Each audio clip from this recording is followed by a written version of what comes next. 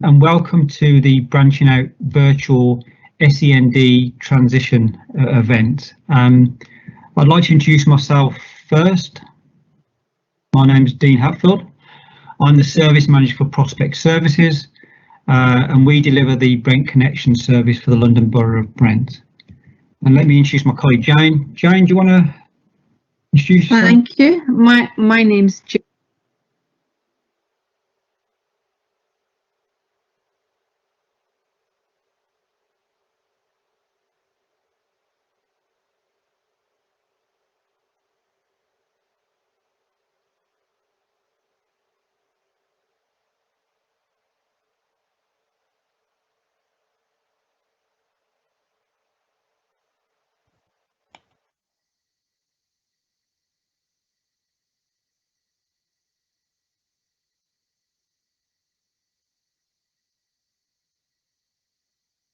I'm the SEND Careers Advisor for Brent Connexions, as it says here, but I'm also the advisor who goes in to Woodfield School, working with the students, the staff and the parents. Now, for those that have never been to the Branching Out before, we run an annual event, SEND transition event for the London Borough of Brent every year, but due to COVID this year, we haven't been able to run that in person because we usually do deliver at the Civic Centre. So what we've decided this year is to run a webinar and trying to get some of those providers on board that support transition, just to kind of put that offer out there in a different way that kind of navigates through the situation at the moment. So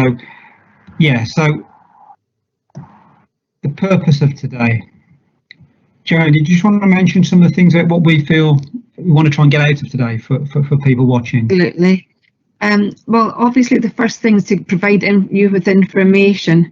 We think we need to start this process early, wherever you are, whatever age of your young person. Start now and let's move forward. Building contacts. Well, today from our 8 speakers, we're hoping you'll be able to build on those contacts, and it's easier when you have a name and to know who you want to speak to. Broaden horizons. There's quite a lot of choice out there. Please speak to us and we can tell you more. And today is that reason again to let you know of what's around.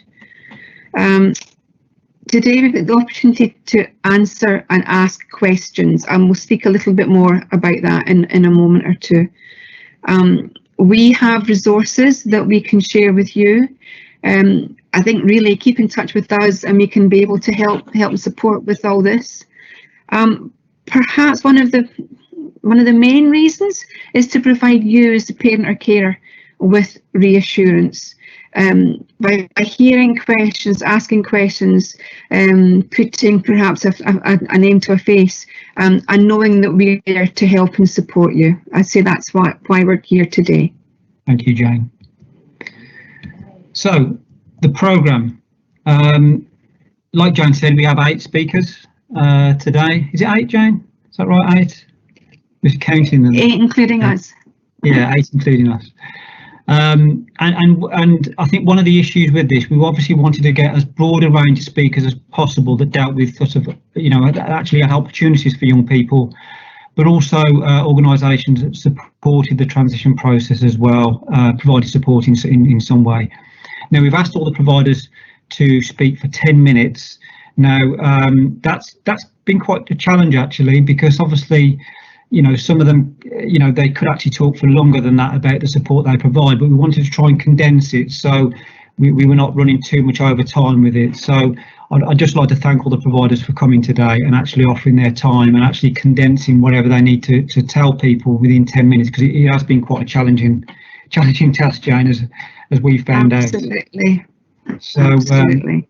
So it runs all the way till 2:20. Now, following the 2:20, myself and Jane will be coming back on and we can answer any questions that you've got for the day. So if you're watching on the Teams, then there's a Q&A box at the top of Teams, which is like a chat box. So you can put any kind of question you've got there, and myself and Jane can come back at the end of the speakers at around 2:40 and that will allow us to kind of answer any of those questions that you've put forward. Or alternatively, if you want sort of a private email request and you want to ask a specific provider anything particularly, then please email brent.cc@prospects.co.uk and we can respond directly to you. I think it's important to remember that no question is too silly. What we'll be expecting is someone asks a question and you think, oh yeah, that's what I wanted to know but didn't want to ask. If we don't have the questions from you, we can't give you the answers that you're looking for. So please ask the questions. Brilliant. Thank you, Jane. Okay, we just thought before we go into the speakers, just a few kind of key points to consider. And I know, Jane, you work in school, don't you? So you work with a lot of young people, a lot of parents, a lot of carers, a lot of professionals in school. So did you want to just run through some of these and just to kind of highlight some of the areas? I can do that. Now, it'd be easy for me to spend 10 minutes on each of these points, so we have that in total, so I'll run through them. First of all, really to say is that we offer impartial careers advice, so we're non-biased. We show you the options and we help and support, but we don't just navigate within one college. We're looking really for everyone to do early applications for a variety of reasons. Peace of mind for the parent carer, time to support that young person into their next move, but also some colleges are filled very quickly, some courses are very popular, so really autumn term is ideal. Make more than one application, not a problem. Register for open days for more information.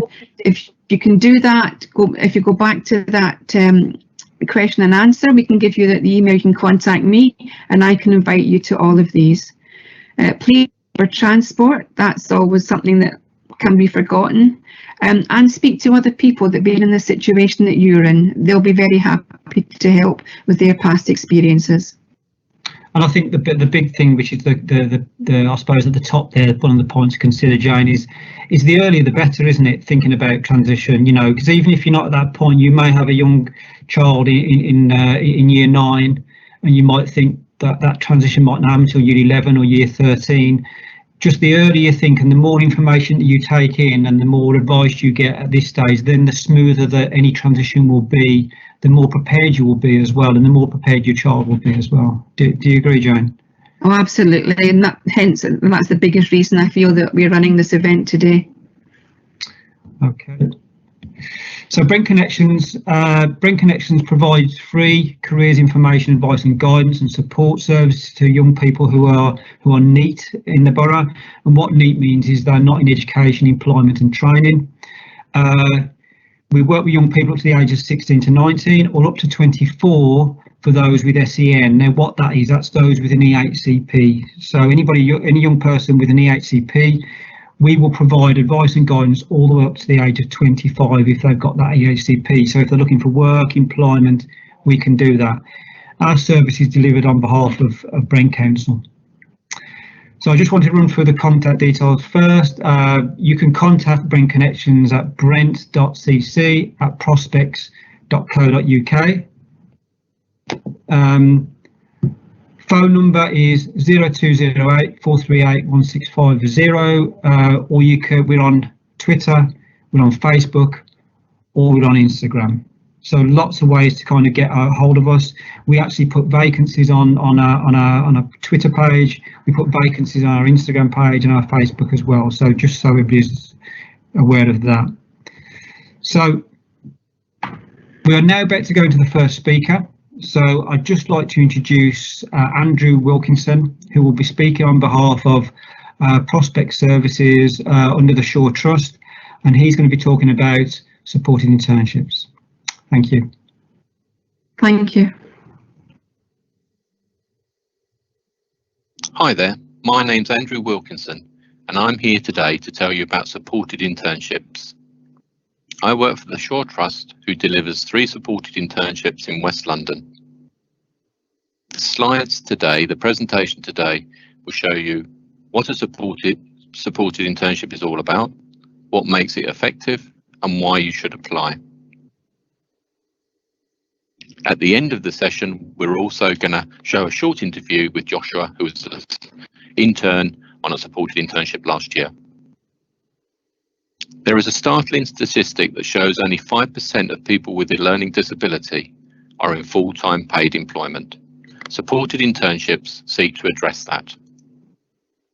Supported internships are aimed at young people with an EHCP, and it gives them a chance to transform their lives by increasing their independence and confidence by moving into paid employment. Most supported internships have a classroom element and 3 work placements during the year.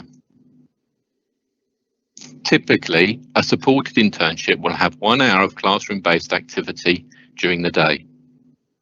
This is around things like maths and English that you need for the workplace, practicing your interview techniques, how to apply for jobs online, and building the skills and confidence that will help you on your work placements.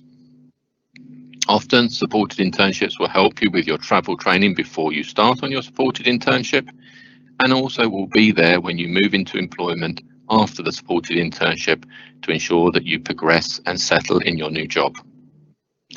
Most internships are 5 days a week, often typically starting at 9 o'clock in the morning and ending around about 3:30. And the crucial thing to remember is that you will have different work placements through the year, giving you a lot of experience and the opportunity to develop your skills in different environments. We talked about a qualification and the classroom-based activity. On the Shore Trust supported internships, we study the Pearson's Entry Level 3 qualification, work skills qualifications, which builds up your skills and confidence in terms of applying for jobs, developing skills you need for work, and practicing your maths and English. It's a 6-unit award. We can do it at level 1 if we need to and you're able to. We also do additional things and qualifications such as health and safety at work and food hygiene. Everything you do in the classroom is useful and relevant for when you're on work placement. Employer placements and job coaching. It's important to remember that every step of the way when you're on work placement, a job coach will be there with you, helping you to settle into the role, helping you to gain confidence. You will never be asked to do anything you're not comfortable with, but by the same token, as you work through your placement and get more confident, you will be given more challenging tasks that help you to develop your skills.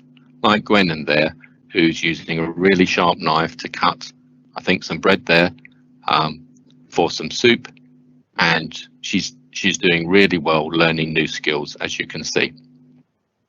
So the job coach is really central to the whole program. They work with the employer, with the intern, to make sure the intern is making progress. They also help the intern to apply for, to find jobs at the end of the program. There's also an end of the day reflection back in the classroom that allows interns, tutor and job coach to reflect on the day and what has gone well and what needs to be worked on. We find that this approach to supported internships helps interns get the confidence and skills they need, and many interns move into real paid jobs, which is a great success for everyone. Here are some examples of employers that have worked on supported internships and the types of placements that you can do if you come on a supported internship. Of course, during this COVID time, it's important to know that interns are safe and secure. We risk assess all supported internship placements and make sure that PPE is available and that interns feel secure and know what they need to do. This is a short quote from a mother of an intern who was getting on really well on the supported internship. I'll just pause for a few seconds to give you a chance to read it.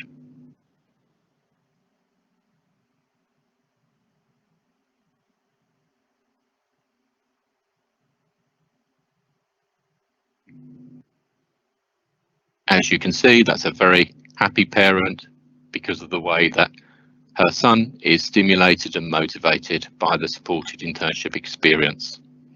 There are some photos there of the interns getting stuck in and doing lots of challenging tasks on their supported internship, and also one photo there in the classroom.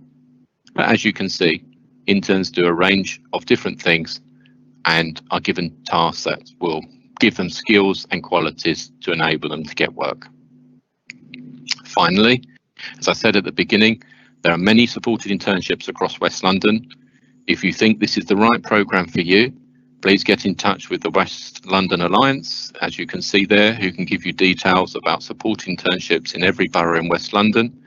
If you're interested in the Shaw Trust supported internships in Uxbridge, Harrow or Kensington, please get in touch on the email or the telephone numbers there as well.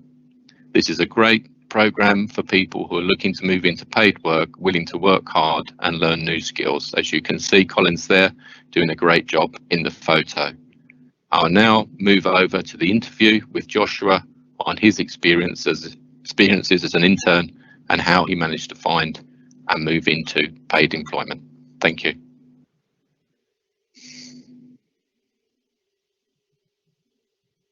Hi everyone, my name's Andrew Wilkinson. I'm a manager on the Pavilion Supported Internship Programme for the Shaw Trust. I've got an ex-intern along with me today. Please, can you introduce yourself? My name is Joshua. I'm from Uxbridge, and I did the internship in 2019 to 2020. And what made you decide that you wanted to come on a supported internship? I was looking for jobs while I was at college and was struggling to get any jobs, so I decided that the internship would be a good way to get into work, and they would also help. It would also help me get a job. Okay, thank you. How did you feel at the beginning of the supported internship program? So I felt nervous and worried about what to expect and how the managers would treat me of how I work and how I communicate. Okay, that's interesting. How would you describe yourself at the beginning of the program? So I was very shy. I would like to keep myself to myself, and if anyone asked me things, I wouldn't answer back because I was shy. How have you changed since the beginning of the program? So I've got a lot more confident. I've been, if anyone asks questions or talks to me, I can just straight away speak to them or answer their question, and yeah, it's been very good. That's great to hear, Joshua. You even speak to me, don't you? That's great. Yeah. Yes. How much do you feel supported during the time by your tutor and job coach? So I felt supported.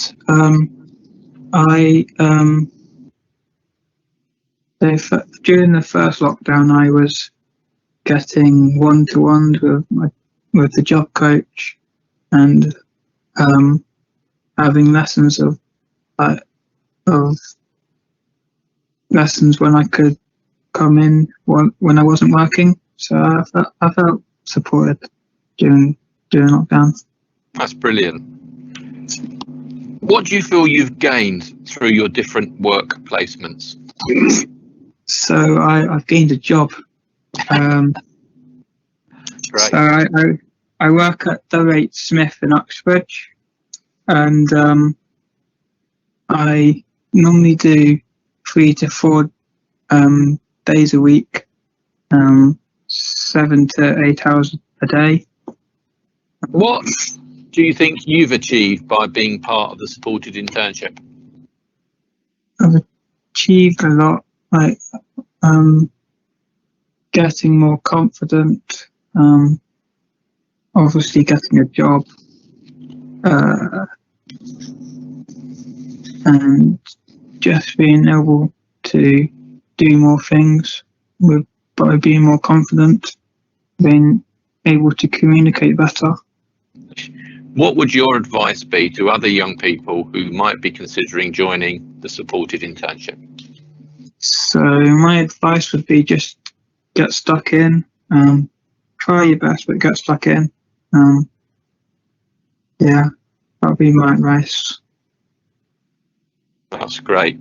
Joshua, I really appreciate you coming online today. You've been a great example of an intern.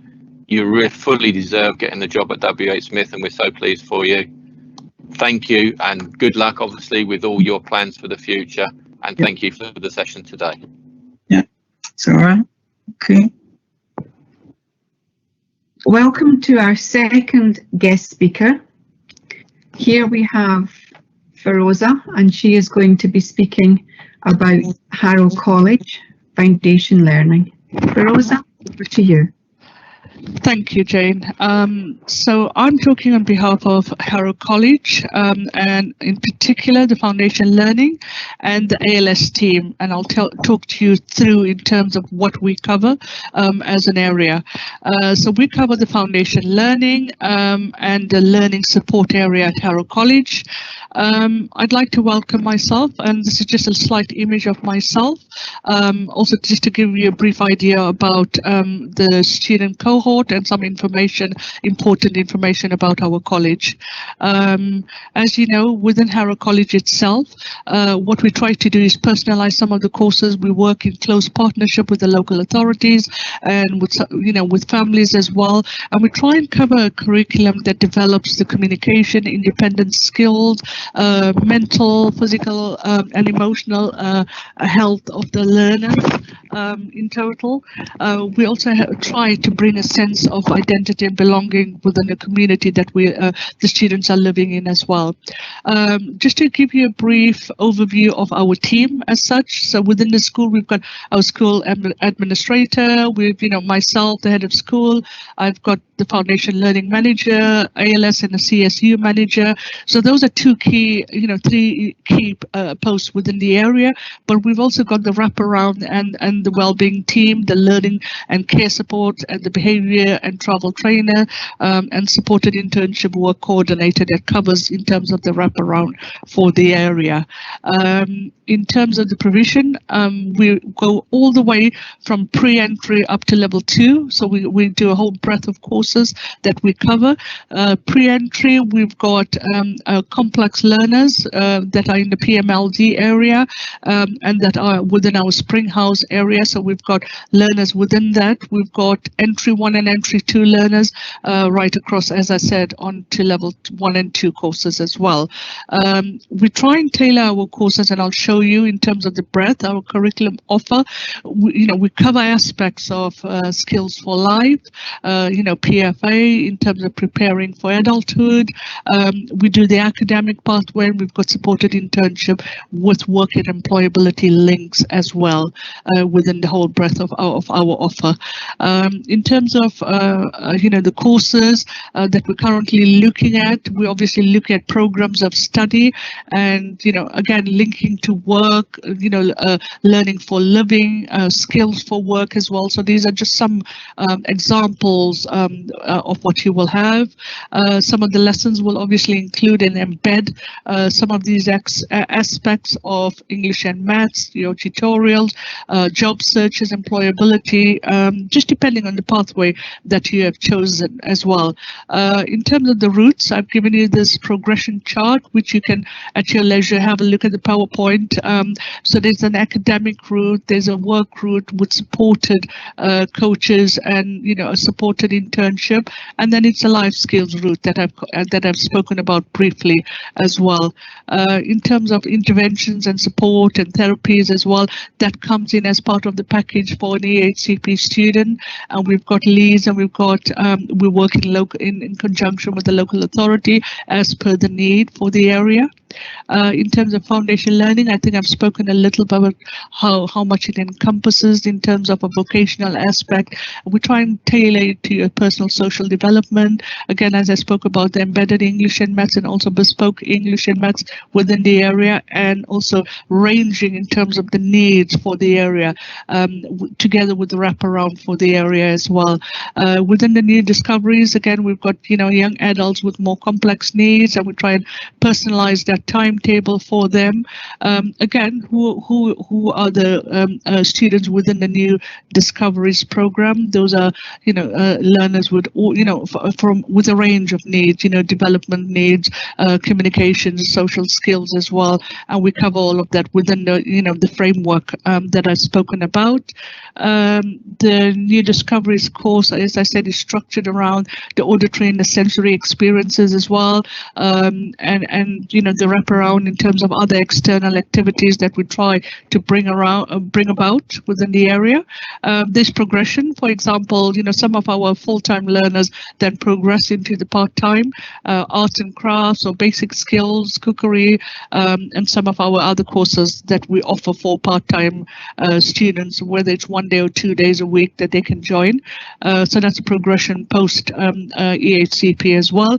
We've got links with schools, and we've got groups of learners with needs that come in, and we transition those students, and most of them these are our feeder schools, and we work with them to get those students to move on to full-time programs at the college.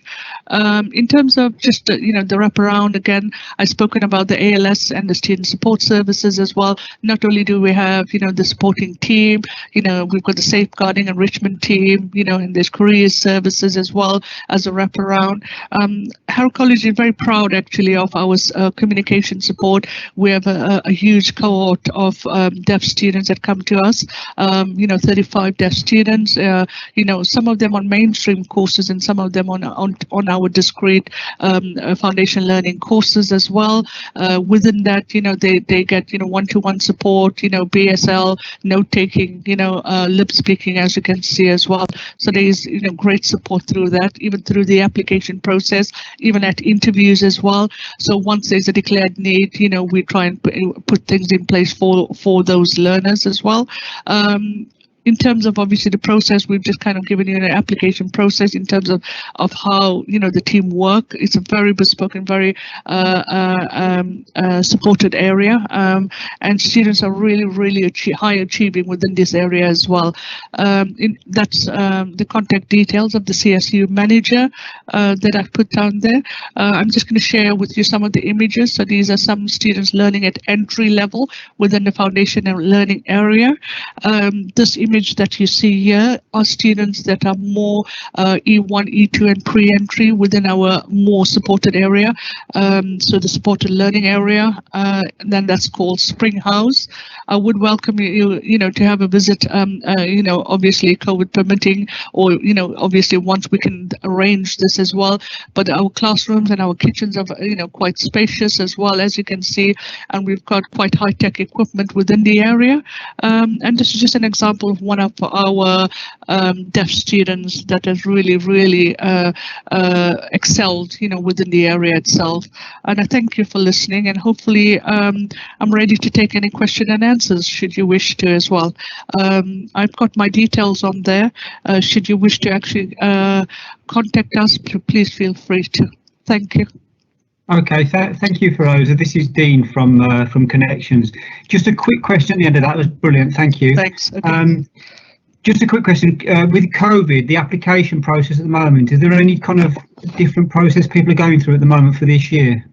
Right. So currently, for foundation learning in particular, we had two processes in place. So the remote process, in terms of obviously remote interviews that were taking place, but those that have got more complex needs, it's on a case-by-case basis, and we will allow students to come into college. Once we get that request come through, a call will be made to the parents or carers, and a date will be arranged, and we do this on a case-by-case basis with, in a spacious environment, again, as you know, COVID safe within the area. So that's what we try to do. And I think it's more important for parents as well, and for learners to come in and to see the environment. I think that's when you get the feel of the college itself. And I wanted that, and we made allowances for that, especially for foundation learning students. Brilliant. Well, thank you for your time, Feroza. We've got to move on. Any questions that we get at the end, myself and Jane will forward on to you, and any parents, you can answer those. But thanks a lot for your time today. Lovely. Thank you. Thank you. Thanks for listening. Thank you. Thank you. Take care.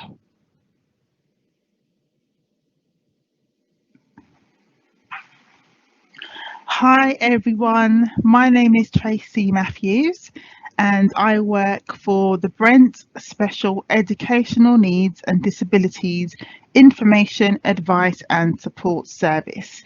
It is a very long title and a bit of a mouthful, but we are also known as Brent SENDIAS. There's currently 3 of us in this service, Sharon, Mina and I, and my role as a youth participation worker means that I focus on supporting young people aged 16 to 25 years of age. During this presentation, I will talk about our service and what we do, my role as the youth participation worker, and I will give some examples of the support I've offered young people, as well as feedback we received from them about our service. So who are we? Well, we are an impartial service. This means the advice we offer should be the right advice for you.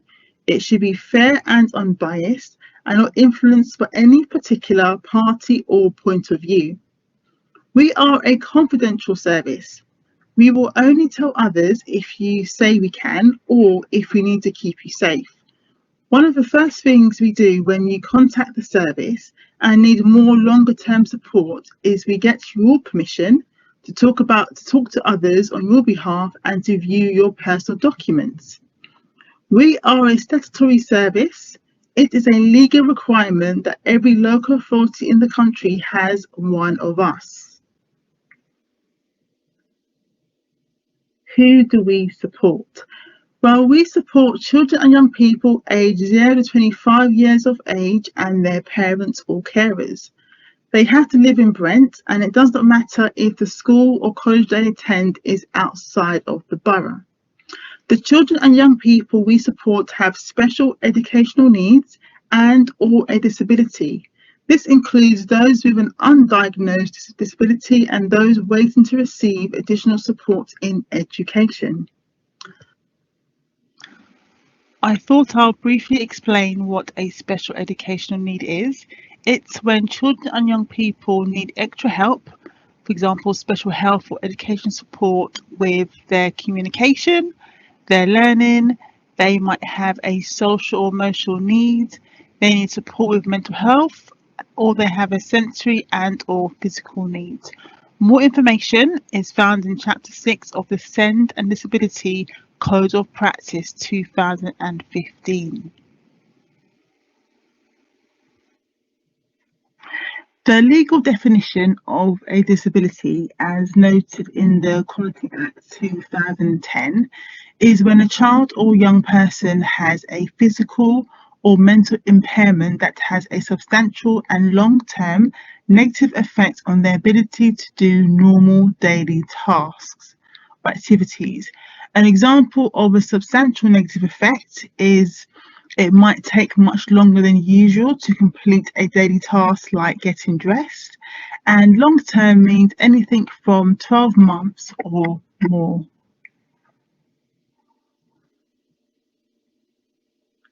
So what do? As our name already suggests, we offer information, advice and support on issues about special educational needs and disabilities. This is concerning health, social care and education. We offer support in lots of different ways. For example, we will listen to your concerns, decide how we can support you and offer advice. We can help you get the right special educational needs support in schools or colleges, and we can help make your education healthcare plan easier to understand, as well as signposting you to other specialist services for support.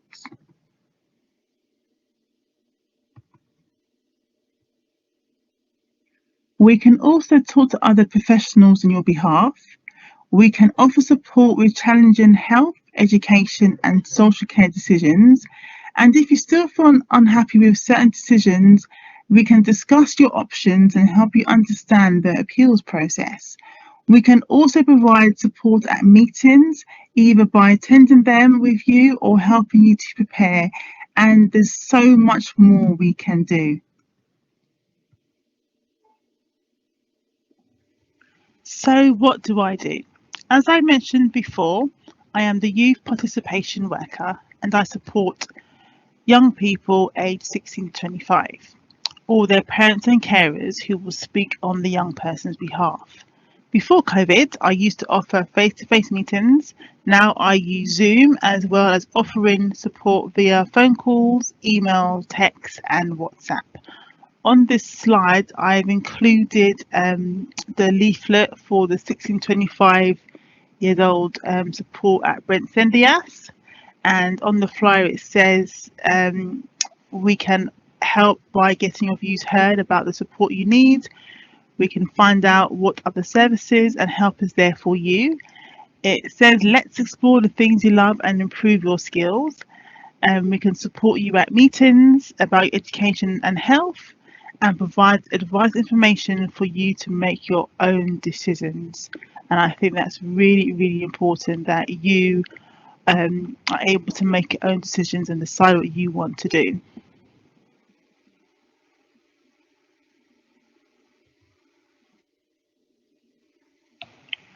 Here are some examples of how I have supported young people. I've helped them to get their views across about their needs and the support they would like. This included talking to supported learning staff at colleges and universities, sharing the young person's concerns and having discussions of how we can move forward. I've helped young people understand their educational healthcare plan or individual support plan if they're at university, and supported them to make any changes. It is important that they feel they are part of the process and are happy with the support they are getting or will be receiving in the future. I've also helped young people prepare for meetings they will attend, like annual reviews, or for those at university, they will attend their needs assessments to decide what goes into their support plan.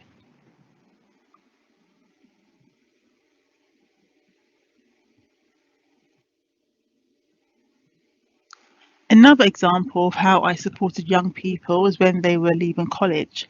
I did this by offering guidance about the options and signposted them to other services. I also made referrals to different services like social care to request social care assessments for those who have care needs. And during their last year of college, I've helped them understand their educational healthcare annual review process by explaining what happens and giving them information.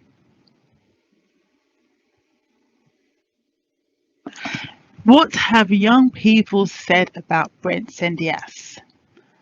One person said, "Your service, it's perfectly normal and fine. You respond when you need to, and for the details in explaining complex stuff, you break it down and make it understandable." Another young person said, "You have helped us a lot and you have supported us a lot. You have always answered questions and queries and we asked you. We are really happy. Thank you so much." This young person said, "I am currently a university student that requires additional support with studies. Before contacting the service, I was struggling with change from college to university and felt very overwhelmed by this. From contacting the service, I am able to receive support for my academic studies.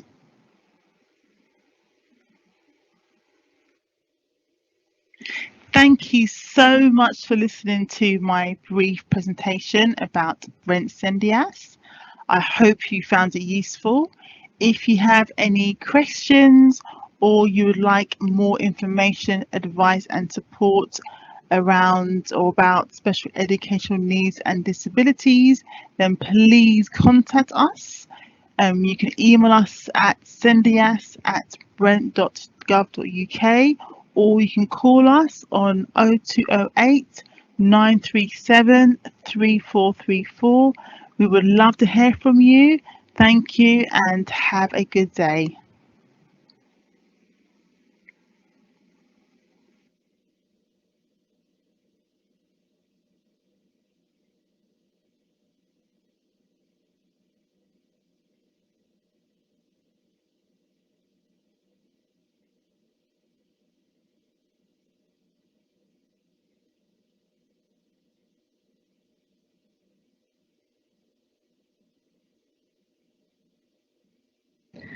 Good afternoon, this is Jane from Brent Connexions again, and I'm presenting this little seminar here on behalf of City of Westminster College.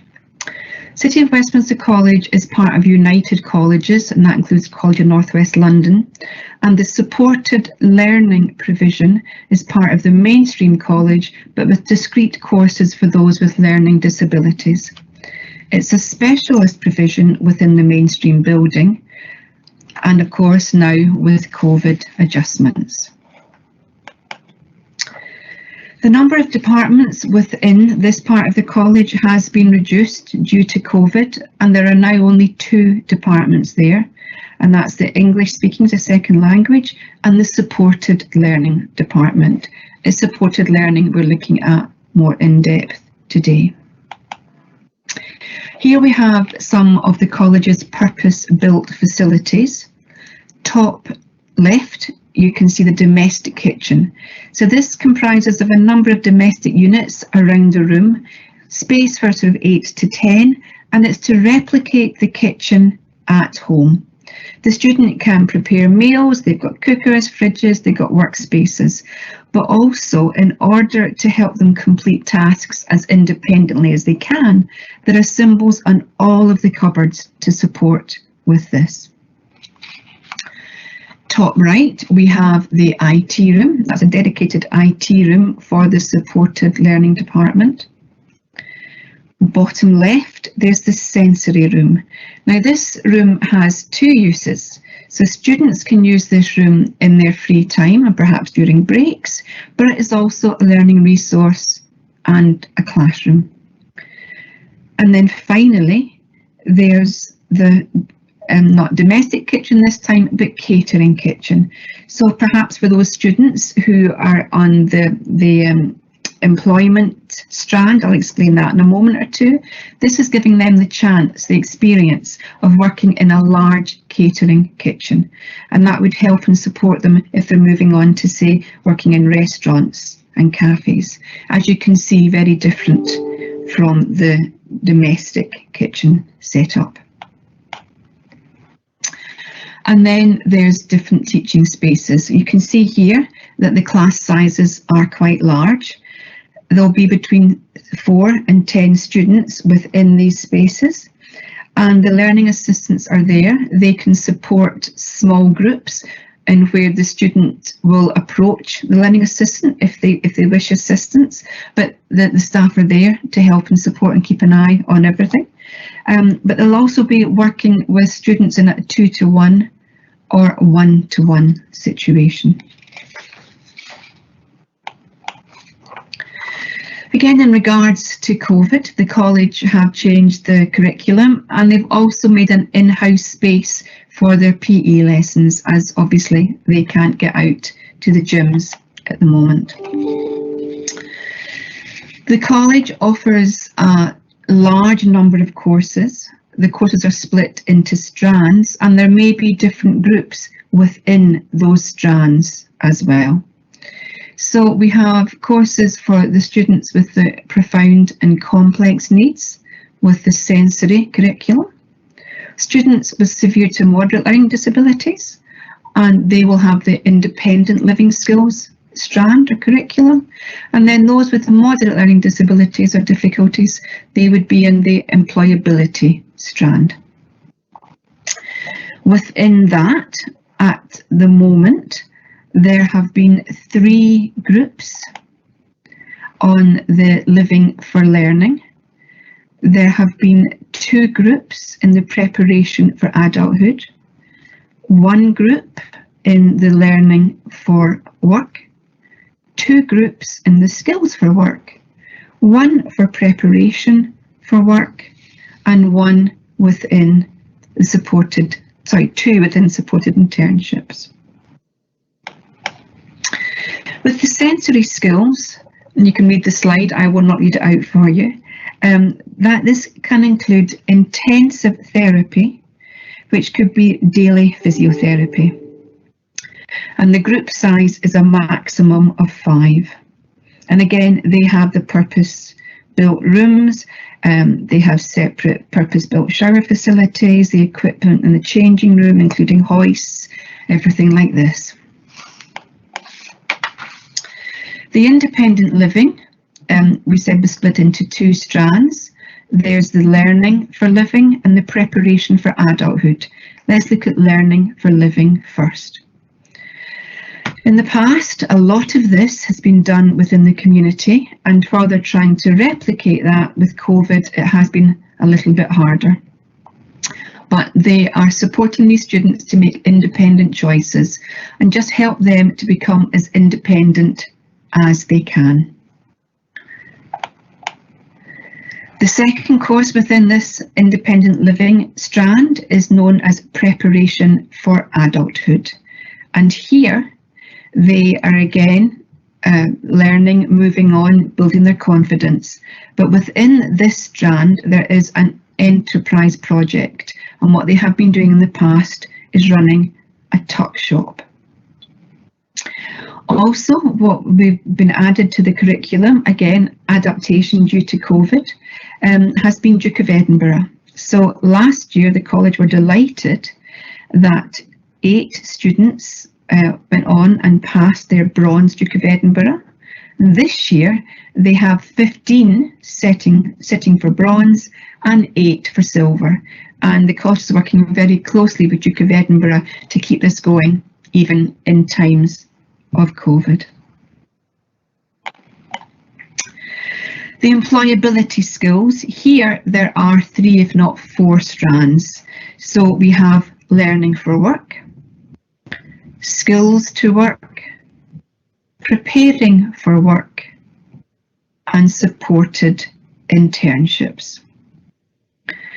The learning for work, this is the first step in the stages of developing the skills that are needed for the world of work. The enterprise for this group has been more of a canteen, making and selling food. So that's 2 enterprise ideas within the department. The skills for work group is the step up, and along with the preparation for work, again, it is just more confidence building, and these students are trying different things. They have been working with a supported employment coordinator, so where possible, they are looking to find placements for the students. This has been a little bit difficult again with COVID, but they're trying hard. In the past, there has been 100% success rate from the employability strand. And this has been some students going into paid work, some students going into volunteering, and other students going on to supported internships. let me explain a little bit about supported internships. So this would be the top level for the students, and this is when they have the chance to stay within college, but they are also out and about within different employers. The college works very closely with Westminster City Council, and in the past they have gone through for other departments such as Westminster City Parks, Paddington Recreation Ground, the Sports Centre, City Hall themselves, recycling, and providing the catering within some of the areas. Final slide today. This is the contacts for City of Westminster Maida Vale supported learning provision. In the first instance, that would be Gemma McCarthy, who is the curriculum manager. Now, Gemma has very kindly said that if students are interested in taking this further, then she would be happy to arrange a Teams meeting with parents and students, and she could discuss provision, show you a little more in-depth tour of the department, and just have a chat about applications, etc., everything like that. And then we have Phil Bunce, who's head of department. So that was a very quick run through what Maida Vale supported learning City of Westminster College can offer for students within EHCP. Thank you.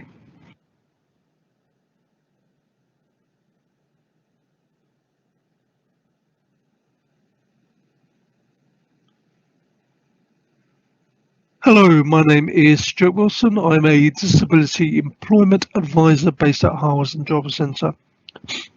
After listening to this presentation, if you have any questions, please feel free to email me at stuart.wilson5@dwp.gov.uk. I will be available till the end of March to answer any questions that you pose. Now, the first benefit I'm going to talk about is universal credit, which your child may be entitled to claim after they've left college. If your child is not fit for work, it's a simple process. When making your universal credit claim, you will get a fit note from the doctor and then put the information on to their universal credit journal. This will alert us to organise what is called a work capability assessment for your child. And this may ultimately result in the obligation of having to look for work being removed from them. Good thing about the universal credit is as you earn more, you'll get your less universal credit. And what I mean by that is you can start working part-time, a few hours a week. Universal credit will take your earnings into account, but will still support you up to a point where your earnings exceed your universal credit allowance, at which point your claim would then most likely be closed. Employment support allowance, we put this in here just so you can be aware of it. The majority of your children probably won't qualify for that benefit purely because they have to have worked for 2 years and paid Class 1 National Insurance contributions before they are able to qualify for this benefit. So if they haven't worked and just gone straight from college to benefit, universal credit will be the payment that they will be expected to claim.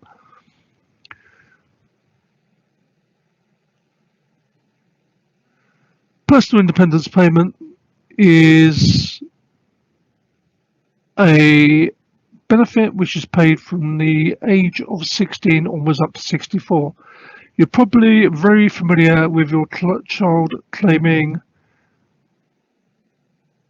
disability living allowance. However, that stops on the day before their 16th birthday and personal independence payment has to be claimed. Now, the major difference between DLA and PIP is that with personal independence payment, you don't receive it because you've got a health condition, but you receive it for the way in which your health condition affects you. So, if you're unable to keep yourself clean, unable to cook for yourself, unable to use public transport, unable to do your washing and manage your finances, or find great difficulty doing that, you may qualify for PIP. It's a three-part process. First part of the process is telephoning the PIP helpline to make a claim, and that normally takes about half an hour, but is a free phone telephone call. During the phone call, they will gather lots of information, for example, who the doctor is, just the doctor's surgery, the condition of your child, and what type of medication they're on. Once the phone call has been dealt with, you will then receive an application form in the post. This will ask you questions about how your child keeps themselves clean, how they feed themselves, whether they can use public transport and they're confident you doing so, and how they manage their finances. What you need to do when filling the form in is be brutally honest and put down as much information as possible. If you just complete the form and just go through it ticking, yes, my child can do everything, then the likelihood is you will not receive any benefit at all under PIP. Third part is after you've sent the form back, you will then be invited to an assessment. This is currently being done online via telephone, and once the assessment has been completed, a decision will be made, which normally takes 12 working days to get back to you. Finally, access to work. Access to work is a brilliant scheme, even though I say so myself. It enables people to move into work with support and is basically government money to remove a barrier which is caused by a disability, either when somebody starts work or during their working life. There's a current financial limit every year, and this financial year the limit is £60,700. So in other words, your child can receive assistance up to and including £60,700. It can be used quite literally for anything to remove a barrier which is caused by a health condition. And it's quite commonly used for taxis to work for people who are not very mobile. I've used it myself to buy voice recognition software for a IT expert who only had one hand, and the cost was relatively cheap. It was only cost around about £500 for the software, but it enabled that person to go back into full-time employment. Very easy to apply for. You can go online and there's an application form on the direct.gov website.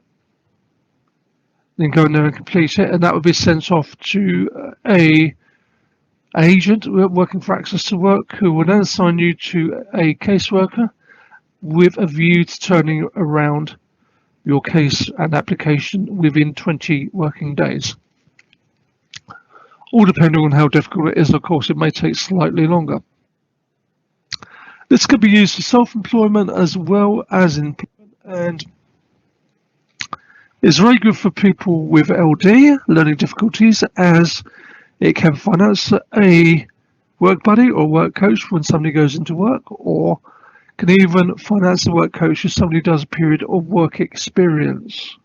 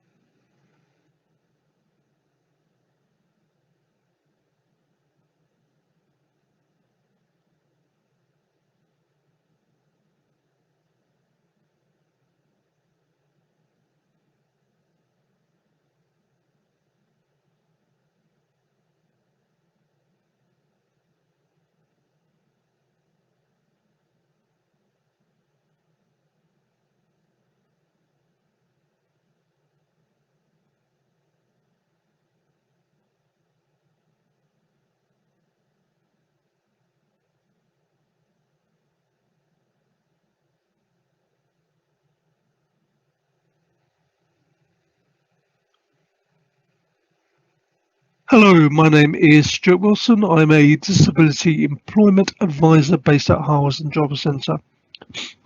After listening to this presentation, if you have any questions, please feel free to email me at stuart.wilson5@dwp.gov.uk.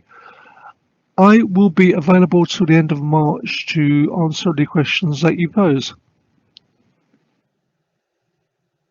Now, the first benefit I'm going to Welcome to Inclusive Learning at West London College. Today we're going to explain to you how the application process works. We're going to look into some of the vocational courses that we offer for young people with learning difficulties and any other questions you might have. Our students tell us that they feel happy, supported, safe, and that they achieve their goals. We have an achievement rate from last year of 96.3%, a pass rate of 98.7%, and a retention rate of 97.6%. In 2020, our college won the West London Business Award for Education Provider of the Year. And also the SEND Apprenticeship Champion Award.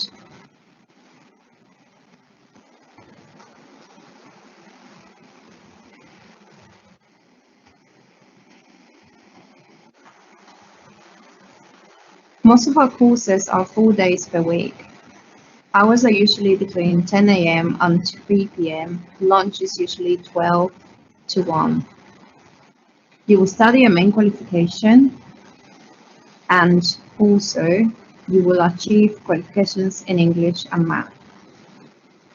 The courses usually start on the week commencing on around the 7th of September, and enrollment details and timetables are usually sent to candidates in the summer. Timetables will also include enrichment, tutorials, and work experience curriculum.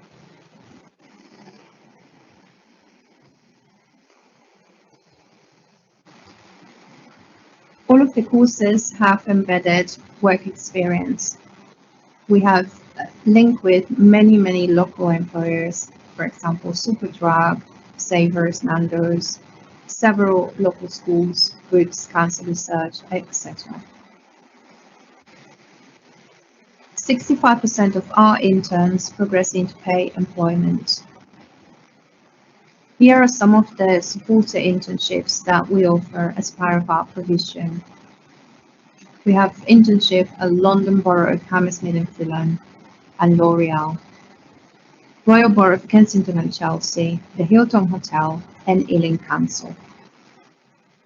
All learners applying for an supported internships need to have an education, health and care plan.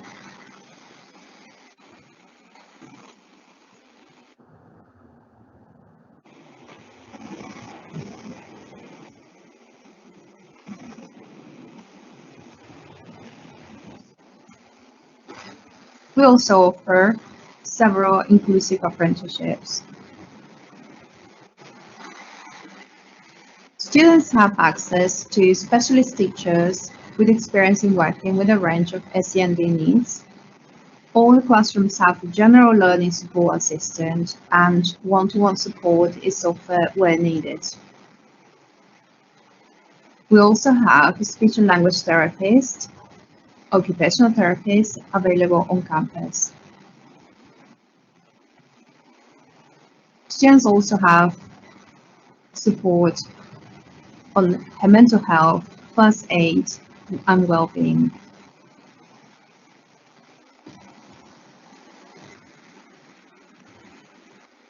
Most of our students progress into supported internships, step up to mainstream courses, mainstream vocational courses, inclusive apprenticeships, and step up to traineeship courses.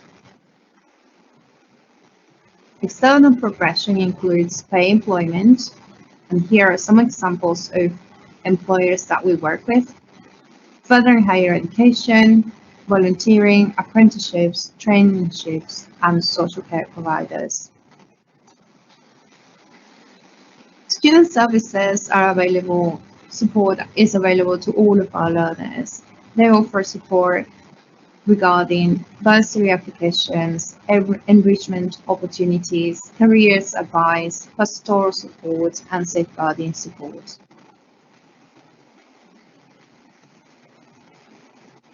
You can follow us on the following social media platforms.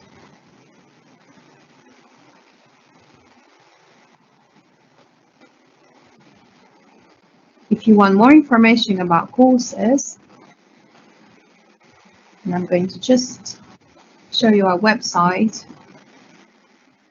If you would like to receive some specific information on courses, please email the following email address: lis@wlc.ac.uk. That is a general course information email address that you can ask questions about application process, about certain courses you are interested in. I'm going to show you now how to use the website when you are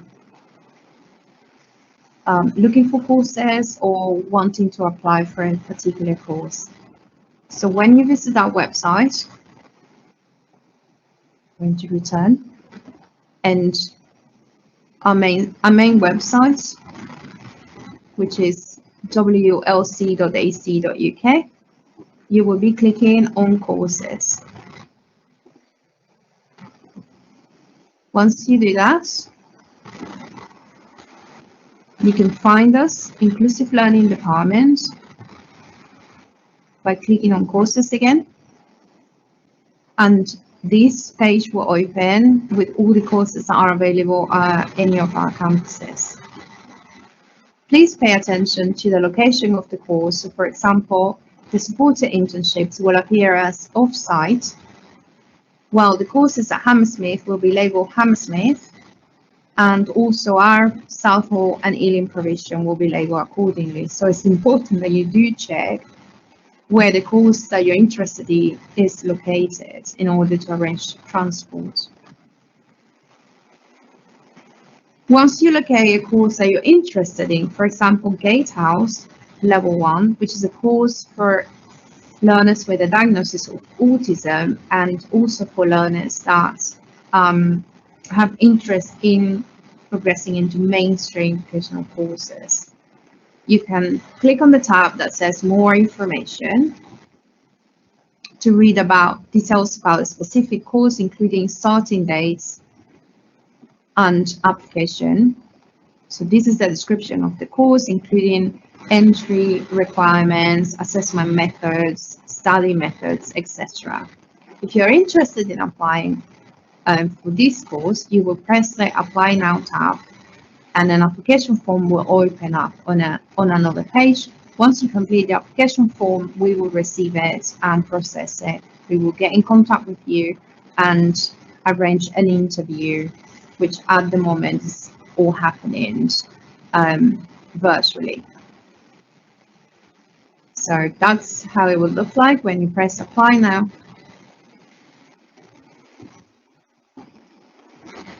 The application form. If you need to inquire about this particular course, you can just press this tab here, Inquiry, and the email will receive an our central course information address. We also have Enterprise and Independent Living. This course is also specific for learners with a diagnosis of autism, but in this case, it will be learners with complex needs, as opposed to the Gatehouse course, which is for learners that are potentially progressing into mainstream. So those are two different courses. It's important that you look at the information of the course and do look at the entry criteria, because these will really tell you if the course is suitable for your young person. So that part of the information is quite important.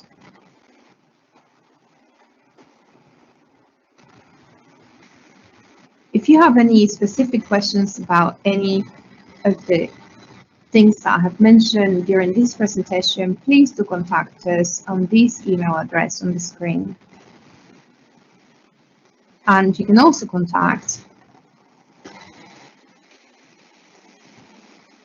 me at l.corzo@wlc.ac.uk.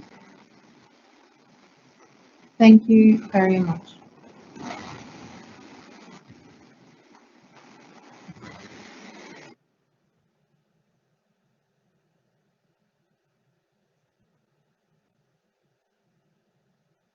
Welcome to the second last presentation of our virtual branching out. This is on behalf of Brent SENDIAS. As a parent carer of young people who have an EHCP, you may well be familiar with SENDIAS without really knowing what they do or what SENDIAS stands for. I hope at the end of this short presentation you'll feel that at least you have these two questions answered. As we go through the slides together, their role will be explained. The initials stand for Special Education Needs Service, hence SENDIAS. As you can see from the slide, even just their main responsibilities are all-encompassing. SENDIAS work with parents and carers and all the relevant professional bodies and pull together their input to write a report which will provide support for the young person in their future education. This report is known as an EHCP, Education Healthcare Plan.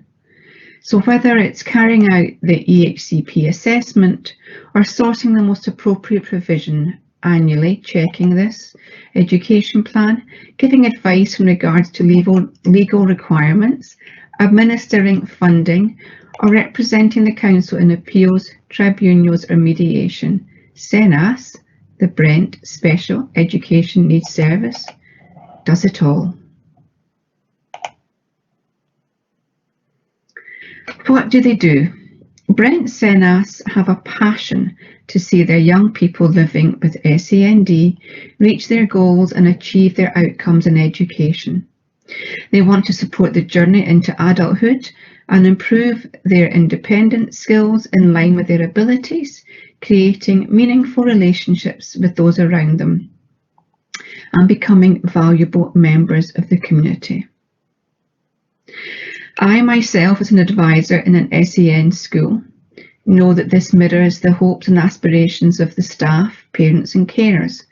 However, it's also the wish of these young people themselves that they do as well as they can to be as independent as they can, contribute and enjoy life as much as they can. This slide breaks down how SENDIAS aim to fulfil these ambitions. First of all, they assess. So they go through the information given to them, and from that, a wide variety of sources, including parents. And secondly, they plan. So plan the plan, if you like, agree what goes into the plan and then write it up. Then they do.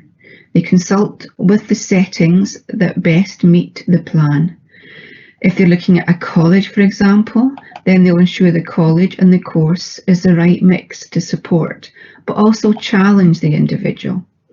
We want the student to do well, so not anything too easy, but not too difficult for them. We want them to show progress. This will increase the young person's confidence, and so, as we said in the previous slide, help with independence. They then review. The annual review looks at the progression towards the outcomes. This is a chance yearly to see how things are going, change what has to be changed. Instead of just talking and assessing, planning, doing and reviewing, SENDIAS also like to show you today what they've done.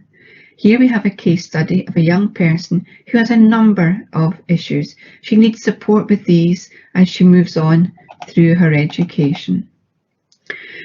While some young people may think they can't fulfil their ambitions as much as they would wish to, or they may see limitations due to their SEND, this young person was not letting any of that get in her way. Her statement, the previous documentation that has been replaced by the EHCP, then the EHCP itself, paved the way for the support that she needed. Now, she's on a university course. Did you know that in 2016, over 40,000 with SEND began university, and they expect this number to rise? One highly rated university said that over 10% of their students came to them with an EHCP. Another case study here to illustrate that no matter how different the young people they support may be, SENDIAS will endeavour to put in place the most suitable provision for each individual. School does not suit everyone. For some, a mainstream school will give them support required, but for others, this will not be suitable, not be the mix and match they need. So SENDIAS researched and found the setting in which this young person could thrive. Among the top 30 employers of people with autism, you will find some very familiar household names relating to IT, banking, and accountancy. Preparing for adulthood. This may seem to be an awful lot of initials here. You already heard about SENDIAS and EHCP. But what about PFA and SMART? Let me break this down for you.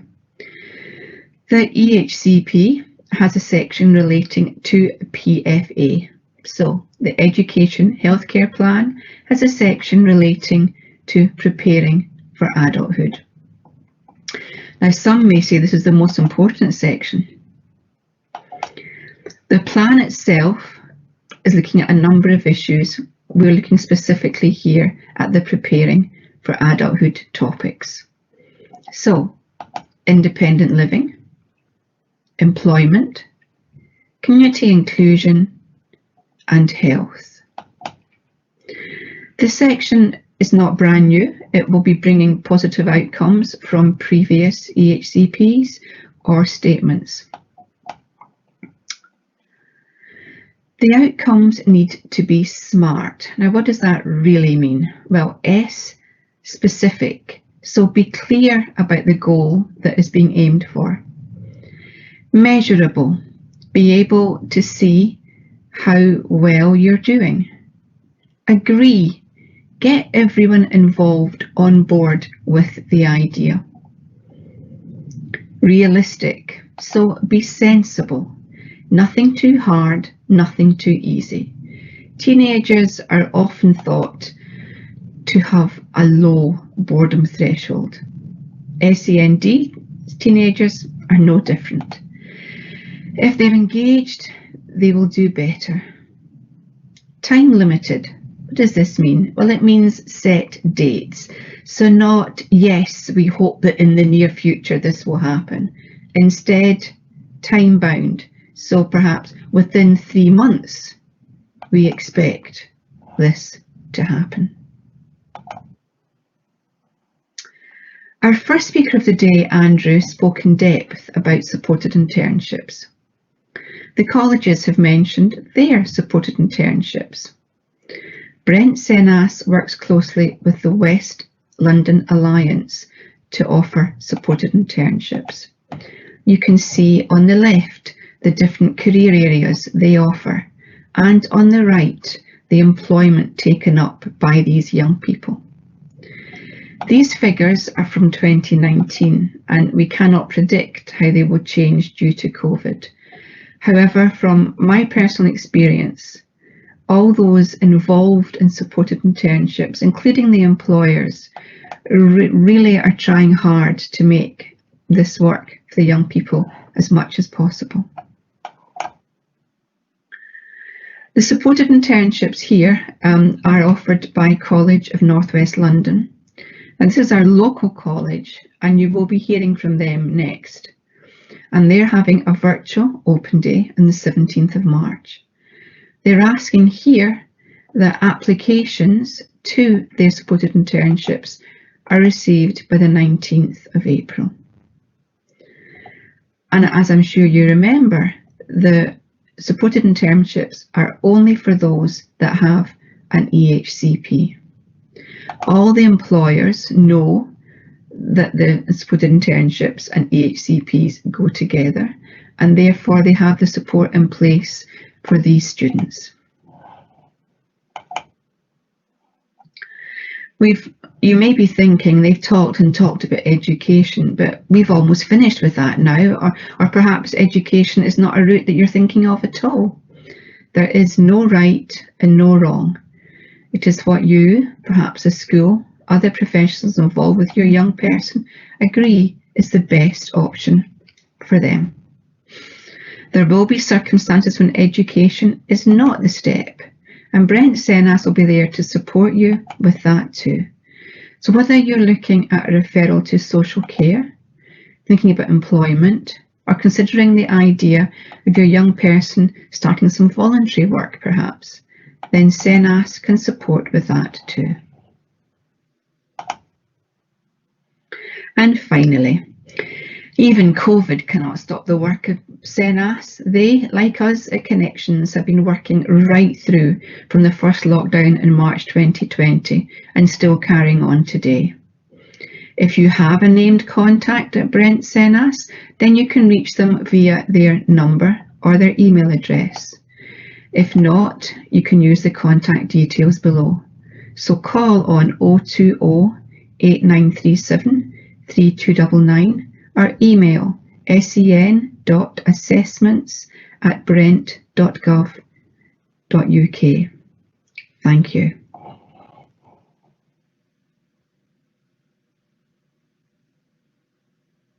Welcome.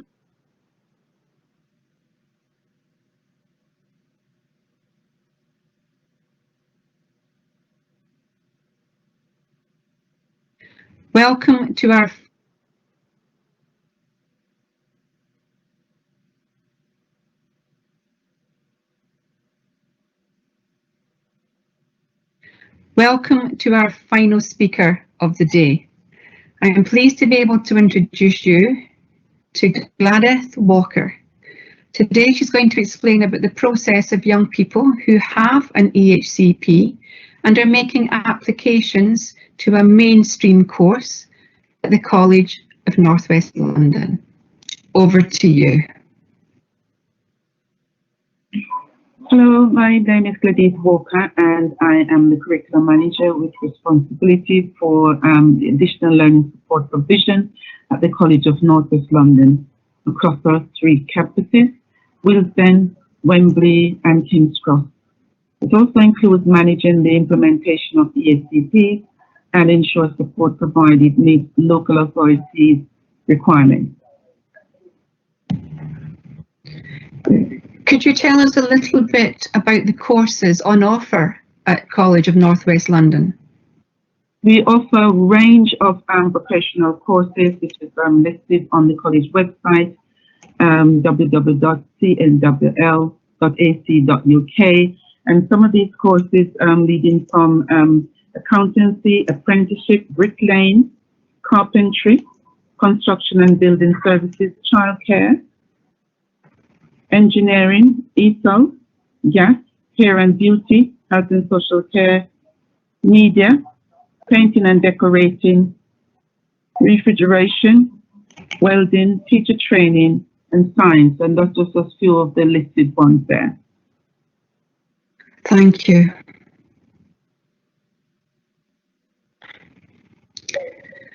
So how can you explain through how you discover that the student has an EHCP? Well, we get EHCPs from different sources. So there could be through the local authority and consultation application to naming the college as a provision for learners with EHCP. We also get EHCP coming through curriculum interviews. So when students or potential students are interviewed, they would be disclosing that they do have an EHCP or a needs assessment. It also could be through parents' evening, the college's open days, when they're submitted or discussed, or it could be that that is disclosed on programs. So once the learners start, they would declare that they do have a EHCP. Lovely. Could you explain to us a little bit more about the college applications and the process? So whether it's through college applications or through the consultation that we've had, the applications are sent to the curriculum lead to arrange an assessment or interview to determine whether the potential learner has the ability to be offered a place on the program of their choice. In the meantime, we would look at, through learning support, look at how we can support the learner, whether we can do that. The outcome from any interview and assessment is notified to the applicants if they're offered a place, to the parent or guardian, and the learning support and local authority are informed of the decision as soon as possible. So once we have received the EHCP and it goes through that process and a place is offered at whatever levels offered, then the potential student and the parent, guardian, and the others are notified, and learning support would put the support in place. Thank you. You've mentioned the additional support learning team. Could you give us a little bit more information on what this team involves, please? So the team is a team of specialist assessors, learning support assistants, and learning support tutors.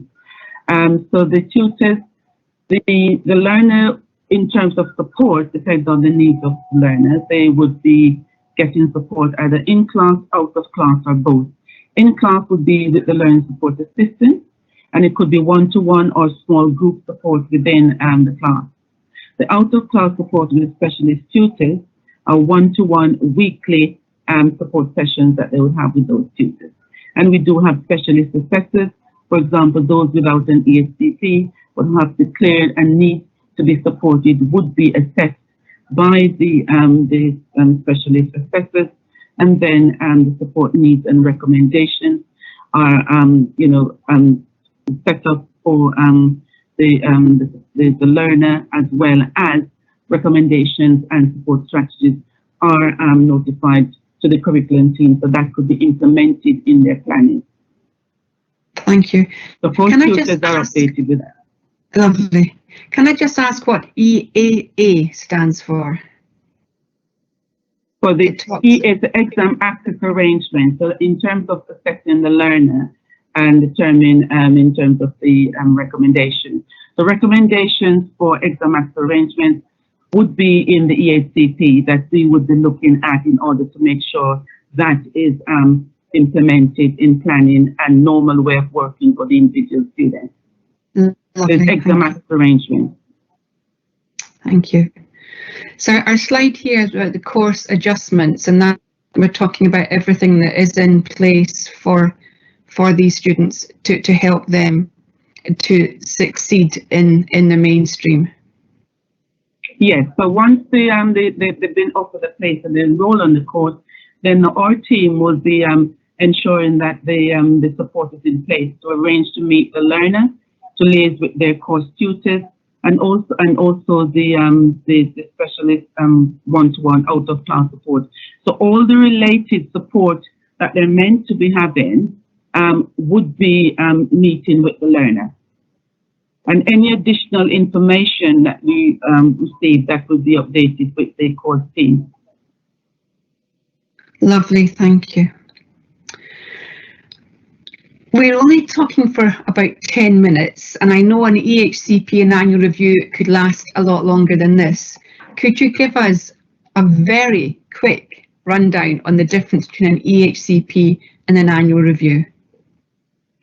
So the EHCP, the annual review, is a statutory requirement by the local authority to have annually.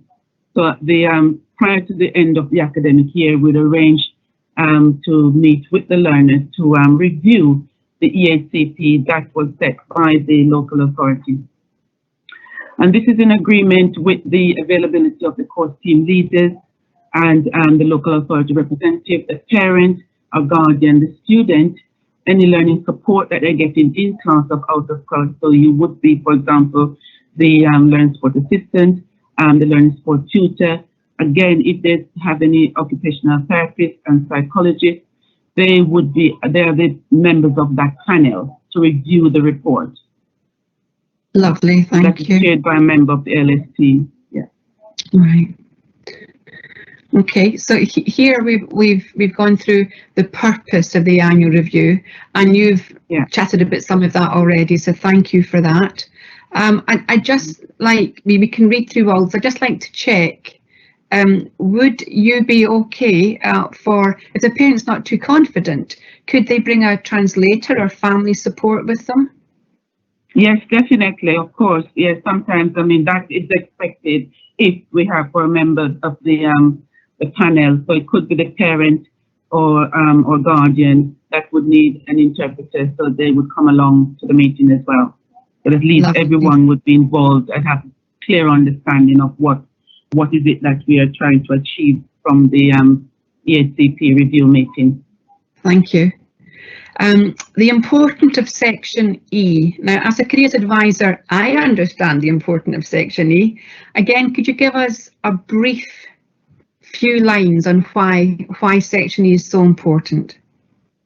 So Section E is in the EHCP, and that outlines the outcomes in terms of communication and interaction, cognition and learning, social, emotional, and mental health, or sensory and physical. So these are the outcomes and the strategies that are set out in the EHCP in order to achieve these outcomes. So Section E will look in on with all these outcomes, whether the child has regressed in any of those, there's no progress, there's some progress or good progress. So that is what they will be looking at. And if not, maybe for each outcome, strategies may sometimes have been no need for that, so it's omitted, or maybe need to stay to continue for the next academic year. So all the learning outcomes and the recommendations and strategies to achieve each of the learning outcomes would be looked at in that detail. And that's where the panel, especially the curriculum lead and all others involved, would have the opportunity, and the students as well, would have the opportunity to talk about each one and how well they think they're doing or not. Thank you. The reason we are doing this today, our branching out, is virtual.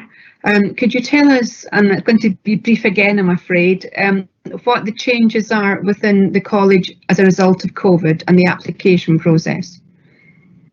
Well, the application process, I mean, everything is online, but we still go through that process. And where they have an indication of EHCP, again, that is sent to, as we discussed before, it's sent to the Learning Support Department for them to look at whether they can be supported, and also for the curriculum to assess and interview the learner. So it will go through that same process. So curriculum teams would be in touch with the learner to arrange an assessment or interview with them. Lovely, thank you. And finally, contact details. If you could give us just a few seconds on you and on Huda. Well, my contact details, so it's Gladice Walker and the curriculum manager, additional learning support, College of North West London, and the email address is gladice.walker@cnwl.ac.uk.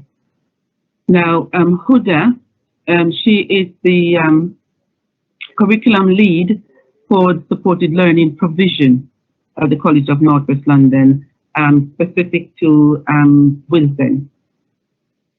We do have a head of department for supported learning, Phil Barnes, but Huda is the curriculum lead. And so that provision is for discrete groups of courses that they offer to learners. So sometimes the learner may not be suited for a mainstream course, but would be suited for supported provision. So once again, one way or the other, the learner would be attending a course or be able to attend, has the opportunity to attend the course. Not because it's not offered in mainstream or can be supported in mainstream, because of the best supported in supported learning, so they would go to that provision. Thank you very much. Thank you for your time today.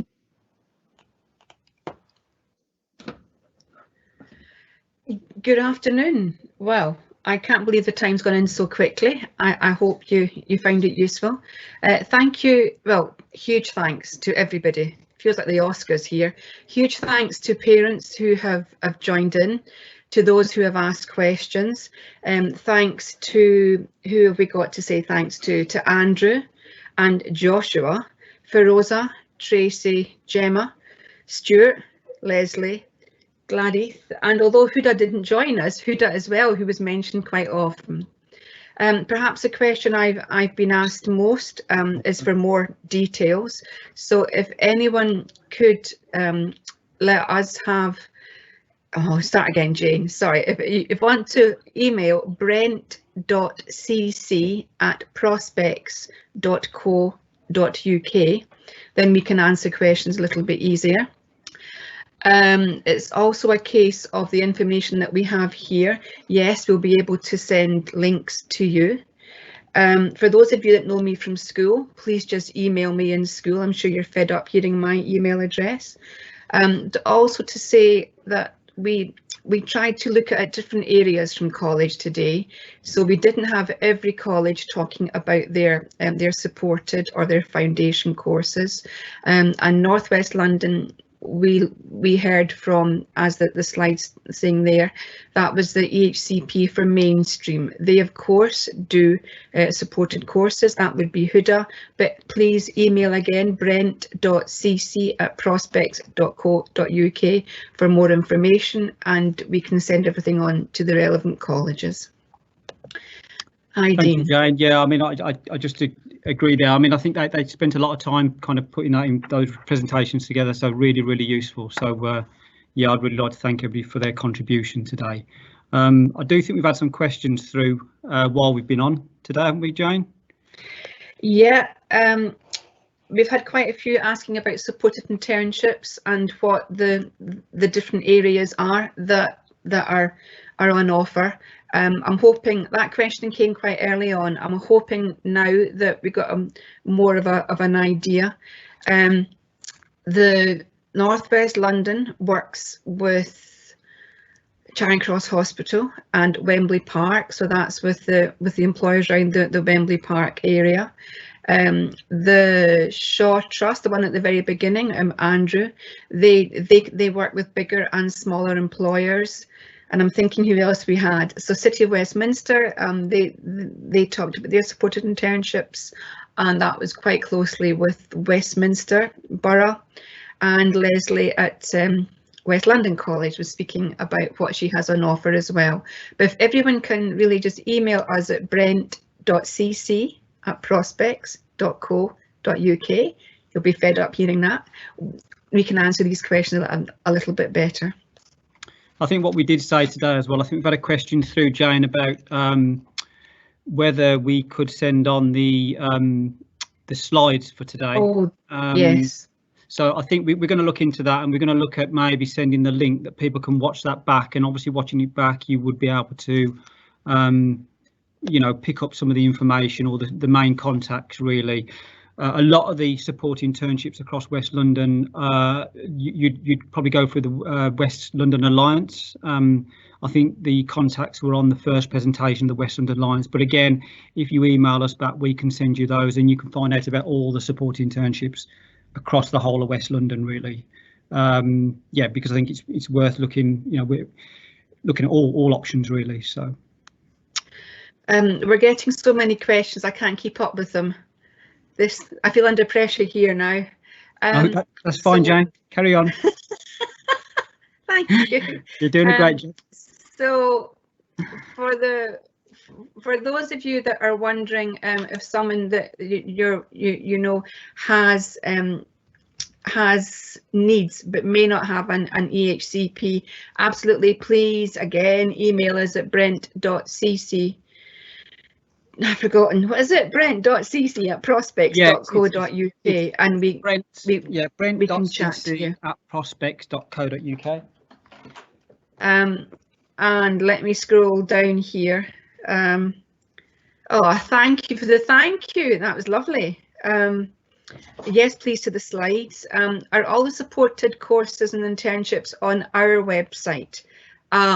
They're in a variety of places. Again, if you can email us, we can get all that information to you. So please keep in touch. And if you're not really sure what questions you want to ask, have a little think and get back to us. You know, we can get back to you whenever you're ready. I think we've got a question here about, is it too early to think about options? My child is in year 9. I think we covered a bit of that, where we just think that the earlier planning, the better, really. Yes, sometimes options do change. Some things are not out there some years and are out there other years. But I think just generally, a lot of the options we talked about today have been around for a long time, whether it's going to college, whether it's employment, apprenticeships as well. We didn't cover that today, but again, if anybody wants information on apprenticeships, they can email the brent.cc at prospects.co.uk box, and we can kind of provide information on that as well. But I think it's never too early. Basically, if you're planning at year 9, then that transition might not happen till year 13, but still the earlier you're planning, the better, really. That's all we can suggest. And the more information you take, we tried today to put these providers together just to give a bit of a flavour, but also different support agencies. But you might have a question that you email us, and that might be to do with something totally separate to any of the presentations today. That's fine. Email us about it, and we'll try and signpost you either to the right person, or we can try and answer it ourselves. I'm always saying, as I say, I'm the advisor for Woodfield School, and I'm saying to parents, no questions too silly, and knowledge is power. And I can never remember who made that quote, and Debbie Wood reminds me, and I forget straight away. But absolutely, things may change, but on the whole, the more you can do to understand what's around, the easier it is to make the options. The colleges offer similar courses, but I think if you can speak with them, visit them virtually, even in person, but certainly virtually at the moment, you can get a flavour of what's most appropriate for your young person. I've been with parents, and we've gone to visit different places, and some have sort of said instantly yes or no, and others were, well, why would you say that? That's definitely a yes from me, when they're not so sure. But the more information at your fingertips, it should make it easier, and you can apply to more than one place and don't have to make decisions instantly. So even year 9s, it may seem far away, but honestly, the years will fly in. Yeah, and I also think there's lots sort of we didn't cover today, you know, and I think because we only had a certain amount of time, so you know, you might find you have a son or daughter that would like to go to a sixth form, looking at A-levels or looking at university, or support with that. Again, you know, email us any questions that you've got, and we can try and cover as much as possible. We only had a short amount of time today. The providers did really well to articulate what they wanted to within a 10-minute period. So, but I think, you know, at times we did feel they could have gone on for longer, but we didn't want to kind of extend it for the whole afternoon. But we do intend on sending the slides out, or even a link to this, and hopefully the link will stay open. So please email us if you want that link sent out to the Brent. I keep saying this, but to the Brent.cc at prospects.co.uk address.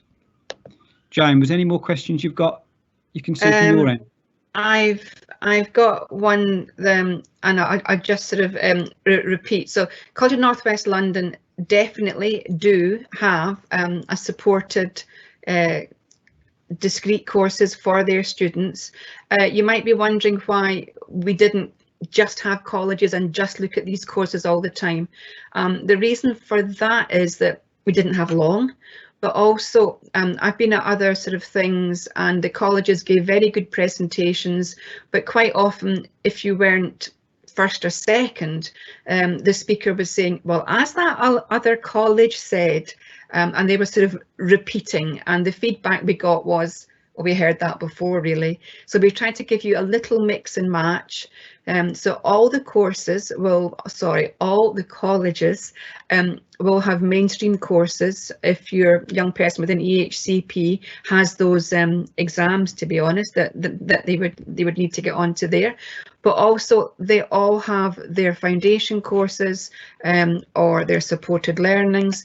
They do tend to call them different things. It can be a little bit more difficult, but foundation, extra needs, supported learning, the colleges, the local colleges especially, all offer this. It just depends what suits you most. But if you contact us, we can send you all that information to look further. Thank you, Jane. I've got another question that's come through. Just writing it down here. Are supported internships the same as apprenticeships? Jane, did you want to answer that, or do you want me to answer that? Yes and no, so not a helpful answer. There are differences in that for an apprenticeship, you would be paid. For a supported internship, you're not paid. There is more support, usually, in a supported internship. And I'm saying that because I'm now thinking back to what Stuart was saying about the access to work, all that information that he gave as well. But on the whole, an apprenticeship wouldn't be having as much slotted in support, if you like. What else? Differences. I think those could be the main differences, and also it's unlikely with an apprenticeship that you could be at college sort of at the beginning and the end of each day, which is sometimes what can happen with the supported internships. If you have the necessary qualifications and an EHCP, then of course you can apply for an apprenticeship as well. It just depends what's around, what's available, what you want to do, and the abilities. But I think we need to remember that it's the confidence building as well. So we could start with supported internships and gradually move up. And I'm very conscious that we didn't cover apprenticeships today with regards to having an apprenticeship provider on. But again, if you email us, I think that there's a what's called the National Apprenticeship website. Young people can do apprenticeships or look for apprenticeships on that site, where employers will put their vacancies on, training providers will put their vacancies on. What I mean by training provider is these are the organisations that do the training as part of your work. So that's how you get your qualification. So a training provider could be a college, or it could be a specific training organisation, like a smaller organisation. So, but if you go onto the www.gov.uk site, find an apprenticeship, and that will tell you, and that will show you a bit about it and give you some information as well on apprenticeships. But if you've got a specific question regarding apprenticeships, please email me again on the Brent CC page, email, sorry. So I've had a little bit of feedback about how it was all quite condensed. It was either that, and we had a flavour for 10 minutes from a variety of people, or we had you sitting listening to us for hours and hours on end, which we thought you might not appreciate. So please email us with any questions. Honestly, no question is too silly, and we will get back to you. And again, that's brent.cc@prospects.co.uk. And I think also, you know, this is we do the branching out usually, you know, every year. We've done it for the last 6 years at the Civic Centre. I think I've kind of said before, I said in the email sent out to people to log on today. This is the first time we've done the branching out in this way. Now, I think, you know, that's really good to hear kind of feedback, because what we want is feedback, and then we can make changes, if you know, to make things or adapt things that people want to hear. So there might be organisations that you said, well, actually it would have been useful to hear that organisation, or whether we do it over 2 days where you're doing different things on the different days. But it's always good to get feedback. So thank you for all those people that have put questions you know, within the question box today. So okay, Jane, I think we've come to the end. Questions. Okay, I think some of the questions I've seen were directly related to the speakers themselves, so I think we'll forward those to the speakers, like the City of Westminster question. And yeah, so there was people who asked questions, and I think we need to go back to the provider really. So what we'll do, if you can either email them on the link or email they gave you as part of the presentation, or you can email us on the Brent CC box. So, but I'd just like to thank everybody for attending today or tuning in. Yeah, thank you all. Thank you.